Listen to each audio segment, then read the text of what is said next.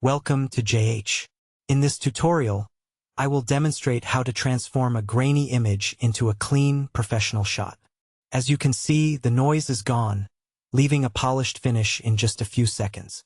Start by selecting your noisy image where the grain is clearly visible everywhere. Open your control panel and scroll down until you locate the noise reduction section.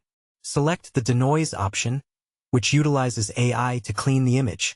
Click it and wait briefly while the system analyzes and enhances your data. You can now adjust the intensity level. I suggest setting it to 70, though you can lower it for a more subtle, natural effect. Once you have decided, hit the Enhance button.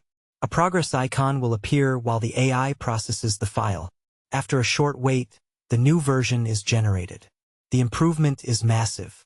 That is how you use AI in Lightroom to remove noise from your photography. If this was helpful, please like and subscribe. See you in the next tutorial.